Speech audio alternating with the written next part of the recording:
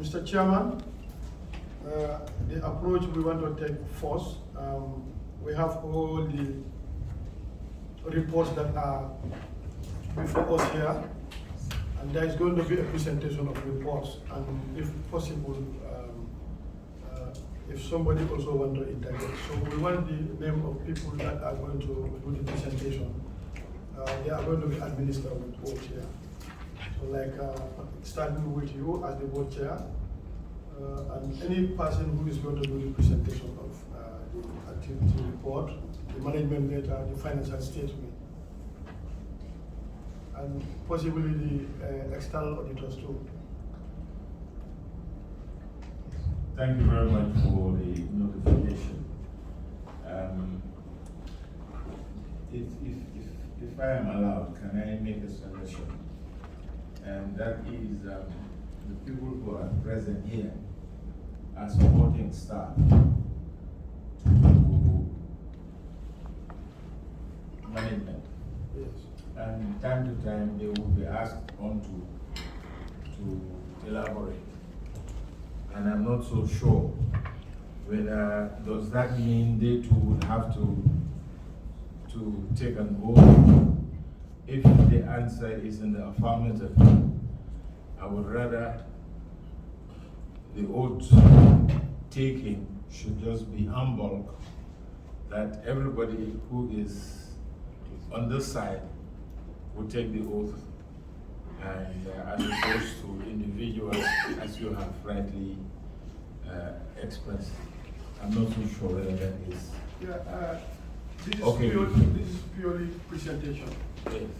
And there is not going to be any debate. You will appear before us for consideration. And this is where there is going to be interaction in terms of questioning. So like anybody who might be resourceful in a specific area can respond to that effect. But currently it's only going to be presentation. Since we have all the reports with us, we're going to look at critically and come up with possible questions. Then a slated date is that is going to be communicated to you for you to appear before us for the consideration and possible approval.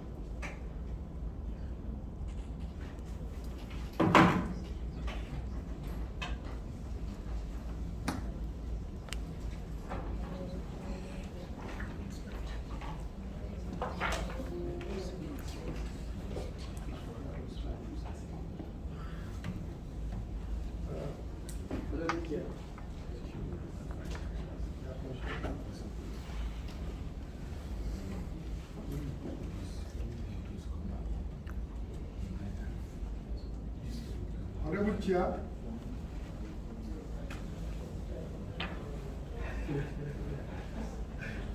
yes, indeed, we were consulting.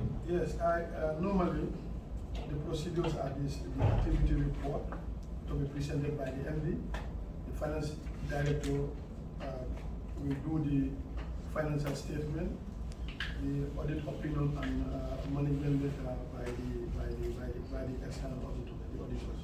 Yeah. So, thank you very much. As a board chair also, if you also have something to add, that's why you need to be on the oath. Okay. There are areas where you can also interject. Okay, thank you. In fact, you just confirmed what we were debating. Thank you very much. And I think the three of us here will be the ones that will be taking the oath for today.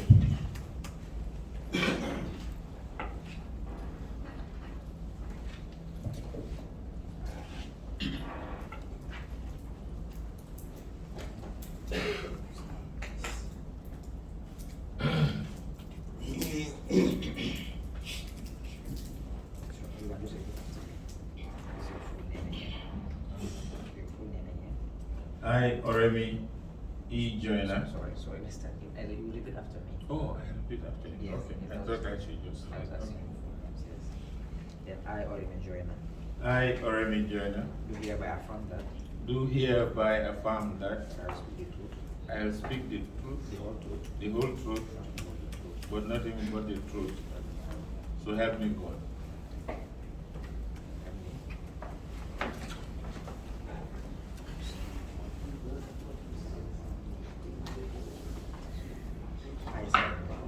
I, Salom Malak, do hereby affirm that do hereby affirm that I will speak the truth, I will speak the truth, the whole truth, the whole truth, nothing but the truth. nothing but the truth. So help me.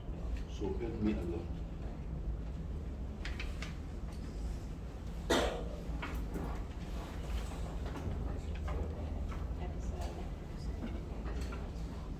And I, Hadisala, I, Hadisala, do hereby affirm that do hereby affirm that I will speak the truth, I will speak the truth, the whole truth, the whole truth, nothing but the truth. so help me Allah.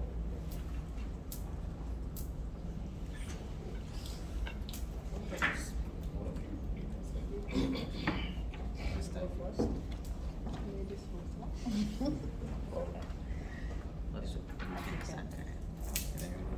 I, Alipenda Sankara, Do hereby affirm that do hereby affirm that I will speak the truth, I will speak the the whole truth, nothing but the truth. so help me.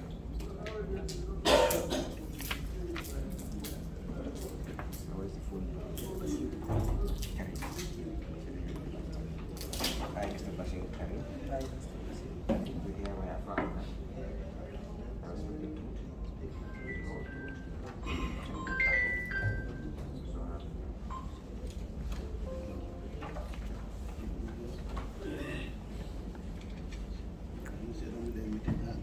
Thank you.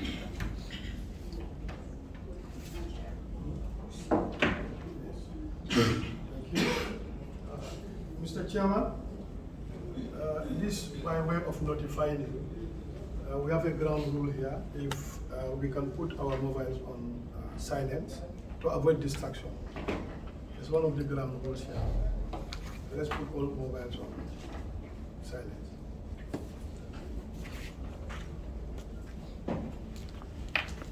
Moving forward, we want to start the activity now, probably starting with the activity report. If you have a summarized version of it, or you want to take us through these things, you can look at very salient areas where you can take us to look at the activity report, rather than reading everything in verbatim.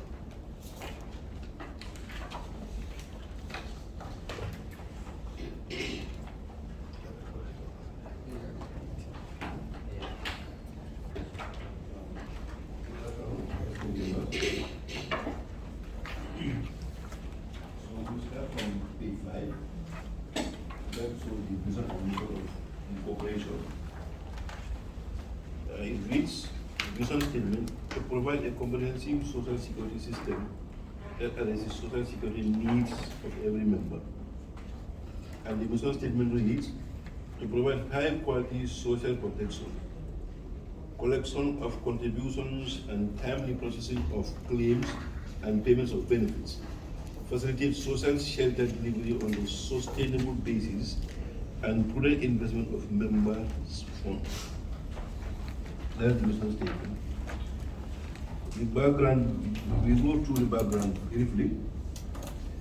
Social Security and Housing Finance Corporation was established by Social Security and Housing Finance Act 1981 and is responsible for managing the federal pension scheme for public enterprise employees and the National Provident Fund for employees of private companies, both of which are capitalized pension schemes, besides the corporation manages the Housing Fund, Finance Fund. Since its inception, the responsibility of Social Security has scaled up to include management of injuries compensation from IICF, covering the public and private sector employees, workplace injuries, and the provision of affordable housing for the Gambia. Since you're going to summarize, basically he's just telling you about the 4 components of Social Security. You have pension scheme, you have we have provident fund, injuries compensation, and then the housing scheme. These are the 4 core businesses of the Social Security. Basically, that's what the background is to say. And the timelines of enactments, we go to the second 1.1, the timelines of enactments. Basically, this is talking about the coming into being of Social Security, because it came into being by an act of parliament. One is in 1981, the corporation was established by the Sshfc Act 1981, In 1990, the Workmen's Compensation Act of 1949 was replaced by the ICCF Act of 1990. The Sshfc and the Department of Labor are tasked with the joint administration of this new fund. The Youth Compensation Act of 1990 was decreed in July 1996. In 2010, the Sshfc Act of 1981 was repealed and replaced with the Housing Finance Fund Act 2010 and the Social Security Corporation Act of Act 2010. In 2015, Social Security Corporation Act 2010 and the Housing Finance and Development Corporation Act 2010 were repealed and replaced with the Sshfc Act in 2015. All it's talking about is like the constant development of Social Security, how it started and where we are now. Basically, the next page is all about, it's just emphasize on that one. We can go to the next page, page 8, which talks about payment of benefits. Social Security Enhancement Fund Corporation administers and pays 5 types of benefits to contributing members in accordance with the provision of Sshfc Act 2015 as follows: normal retirement benefit, withdrawal benefit, invalid benefit, survivor's benefit, injuries, industrial injuries compensation. These are the 5 key benefits that customers enjoy from Social Security. Basically, since we need to go into detail of what they mean, or we can just move ahead. So basically, those are the 5 benefits that we enjoy from Social Security. Okay, the next page is talking about the value enactment, enhancement, and operational excellence for our members. Sustainable improvements. Even with the impact of COVID-19, we are delighted to state that the corporation's 2019 operating performance was significantly improved, with consolidated net new money available for investment increase and members' fund increase from 140 to 186. So from $140 million to 186.8 million in 2020. Strong investment growth and disciplined cost management contributed to this performance. All is saying here, the COVID-19, the corporation was able to withstand, the challenges and was able to make huge profits. 3.1 is also the adverse impact of executive directives on membership. We wish to indicate that with support from the Ministry of Finance and Economic Affairs, the corporation has established new payment arrangements for the recovery of the $1.8 billion in non-performance state-owned enterprises, SOEs, and the Gambia government loans portfolio. These were issued between 2006 and 2016, following several executive directives which instructed Sshfc to issue over 25 loans to several SOEs and the government, totaling $1.8 billion. During the year under review, these loans remain outstanding except for the $148.7 million paid so far. The surplus for the year of $186.8 million would have been much higher if not for the cumulative outstanding loans of $1.7 billion. We are confident that the center payment arrangements with the government and SOEs, these loans will be repaid in the near future.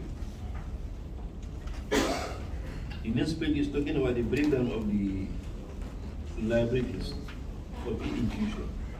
This page, and we can drop that. It's just a table showing how the 1.7 billion is. Showing the description of 1.7 billion in the paper. We go to page 11, Department of Research and Policy Planning. It's one of our departments. We have a special department focusing on research and policy planning.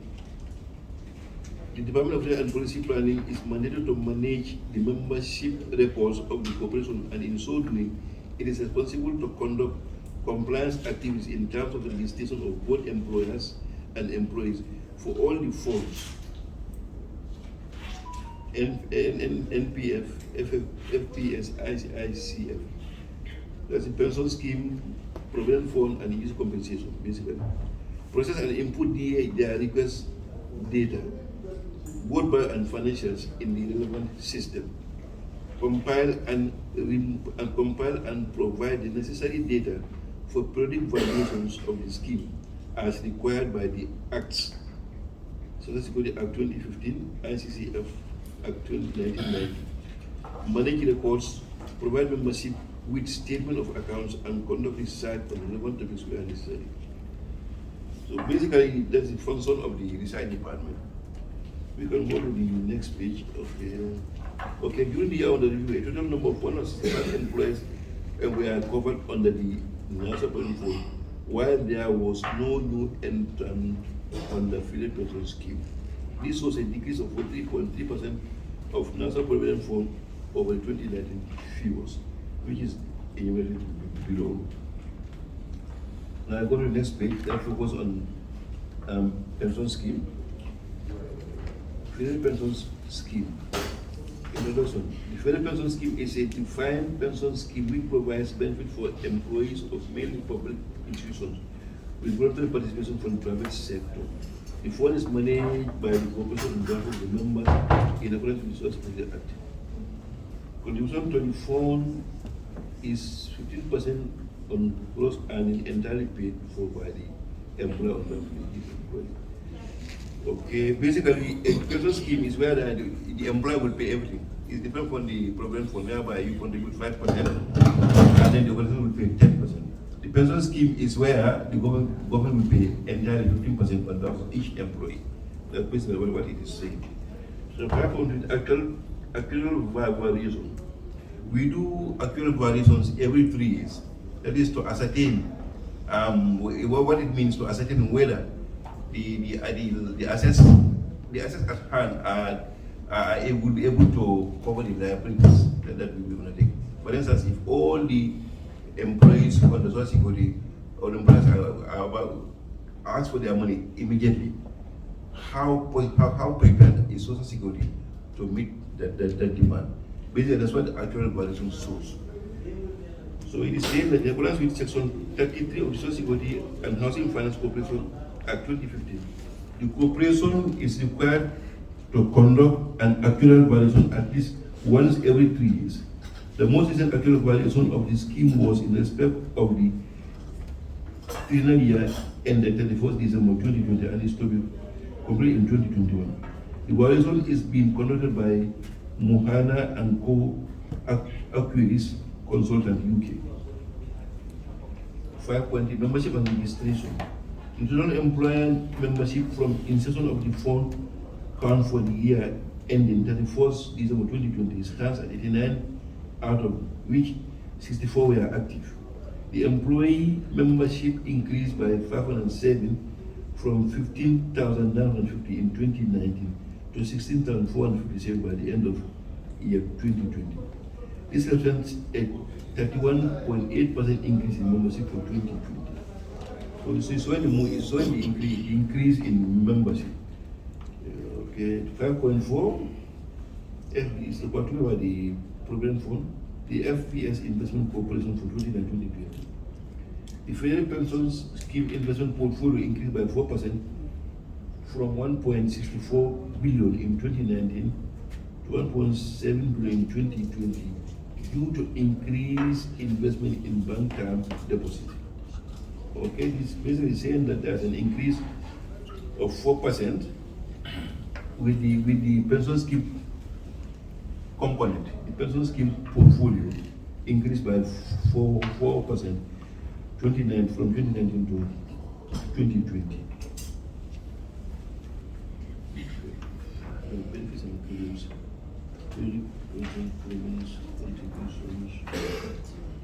So basically, you can go to the National Provident Fund now. That is page 14. The next page, page 14. This is the second component of our portfolio, the National Provident Fund. The other provident fund is a defined contribution fund that provides payment of retirement benefits to its members.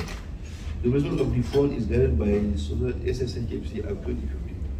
The National Provident Fund is managed by law to register all registrable employers and their employees and conduct and collect compulsory contributions from them towards their benefit. Contribution to the scheme is by both employer and employee at the rate of 5% and 10% respectively. Basically, what it means is the 15% contributed is shared between the employer and the employee. Employee contribute 5%, employer contribute 10%. It's more like a savings account. Once you retire, you withdraw money. It's unlike the pension scheme. So we go to 6.1 showing the membership and registration.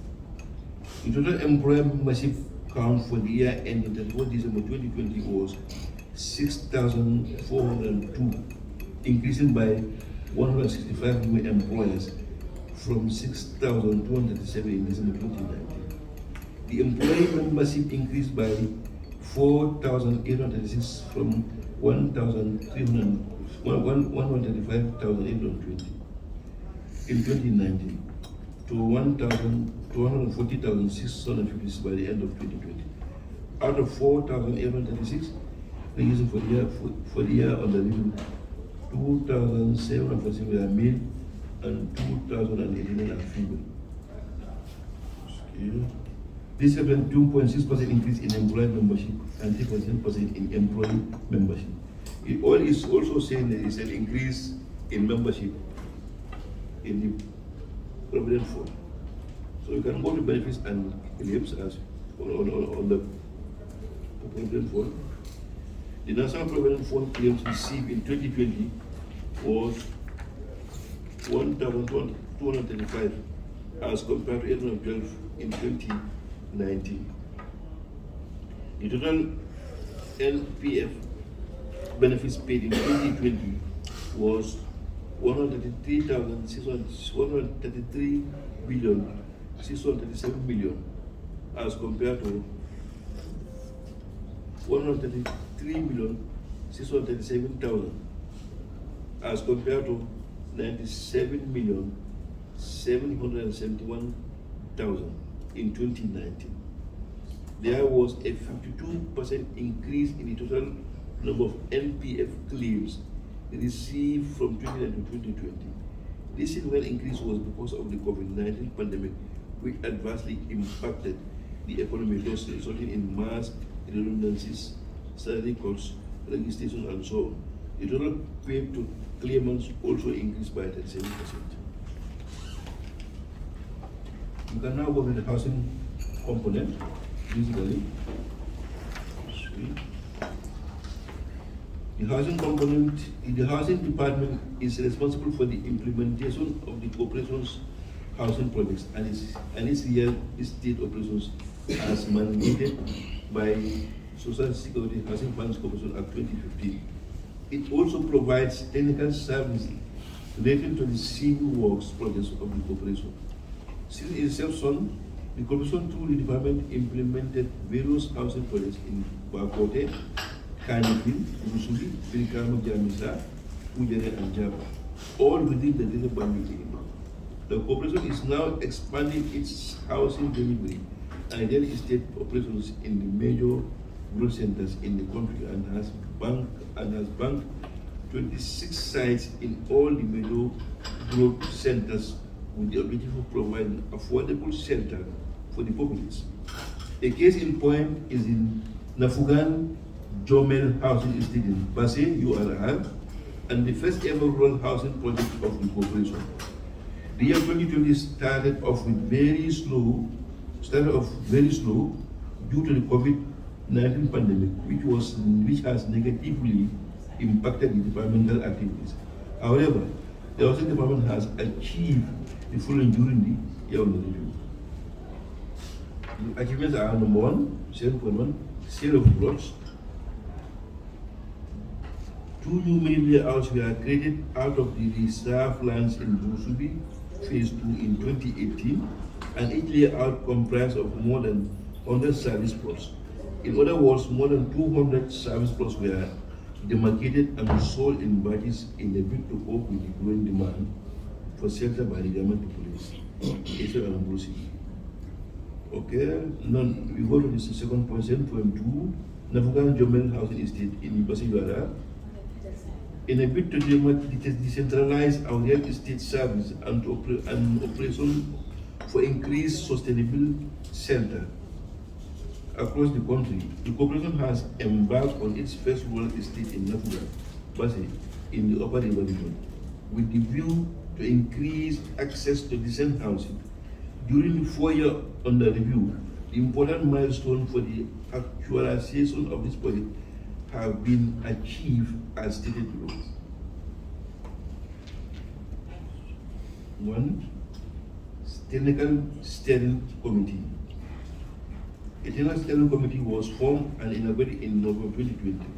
The committee comprises of the major stakeholders, which are the National Environment Agency, now NEA, National Water Agency Company, NAWEC, National Road Authority, NRA, Department of Lands and Survey, the DLS, Department of Physical Planning and Housing, and the Ministry of Lands, Regional Government and Regional Affairs.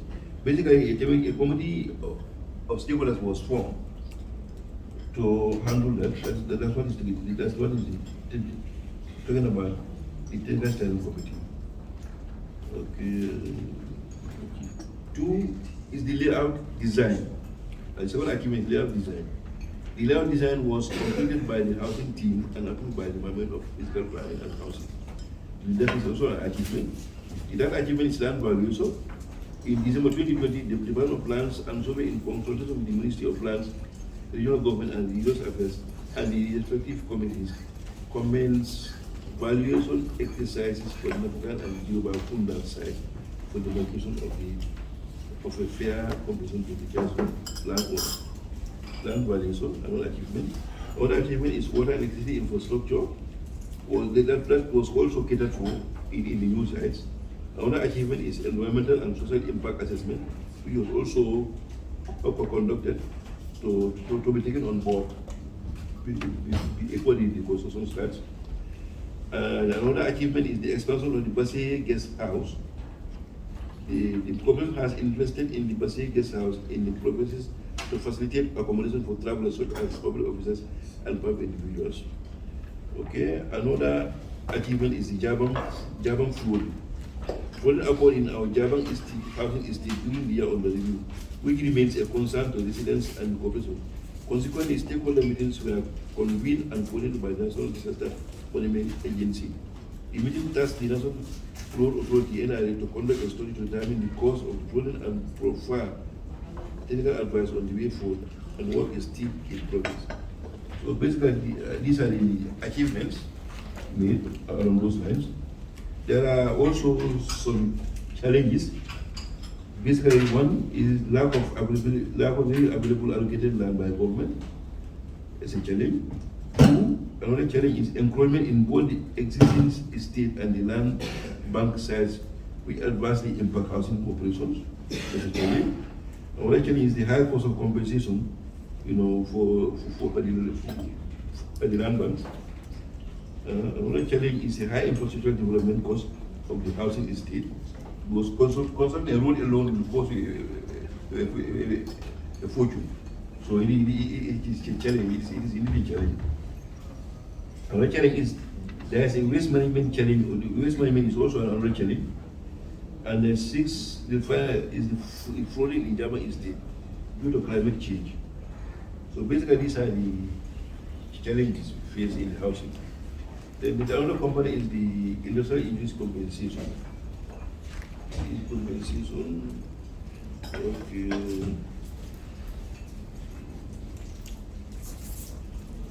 Okay. Introduction. The industrial injuries compensation fund is an insurance scheme against employment injuries which is placed the Workmen's Commission Act of 1949. It's basically talking about injuries during work-related accidents, industrial accidents, basically. This one is for that one, to compensate victims depending on the level of disability caused by the accident. That's a compensation for it. 8.2 actual valuations. In accordance with this section 30 in bracket 3 of the Social Security and Housing Finance Commission Act 2015, the Commission is required to conduct an actual evaluation at least every 3 years. The most recent actual evaluation of the scheme was in response of the 3 year ended. So basically, it's across the board. The actual evaluation is across the board. Okay, membership and legislation. The fund registered a total of 15,991 civil servants and 1,599 local authority employees and 737 workmen above the age of 60 and below 18 who are still in active service. So it's talking about the membership of the corporation. So the benefits and claims. The total ICCF claims received in 2020 was 15 as compared to 17 in 2019. ICCF claims payment amounted to 916,000 in 2020 as compared to 407,000 in 2019. They say that there was no significant increase in the number of claims received, which stood at only 1%. Although the total amount paid was significantly increased by 110%, this was because of the nature of claims received, which included fatal accidents, higher percent of disability, etc. Periodic payments of 8.5. Apart from the initial lump sum compensation paid, the monthly ICF payments to ill and disabled members in 2020 was 319,000 as compared to 628,000 in 2019.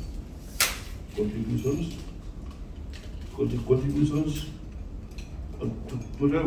total amount of ICF contributions received for the period under review was 19,301,000 as compared to 783,000 in 2019.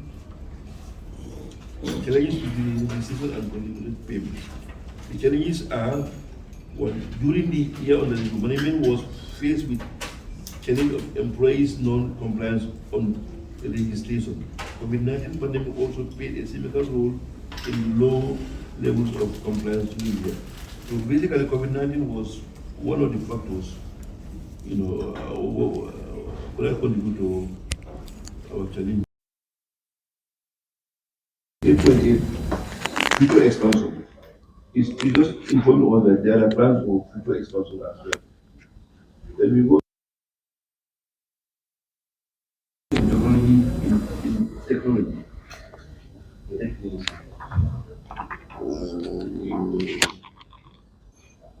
All these parties telling you that there are plans to embark in, it's about continuous improvement. Plans are on the way for us to improve our systems, and technology is being handled at the highest stage. Yes, can I observe? Yes. I believe this body government and it's all captured in the financial statement. Yes. Like one of the reasons every day the government That's good. Okay. And since these reports are with us, we are also going to look at it and come for consideration when we will be consideration. Okay. If you can just look at the and make some explanation before that rather than reading every bit of it. That consumes a lot of time. This we are going to be for us to offer ourselves future questions. Okay. That makes it very easy to do. Okay. Thank you very much. Thank you very much.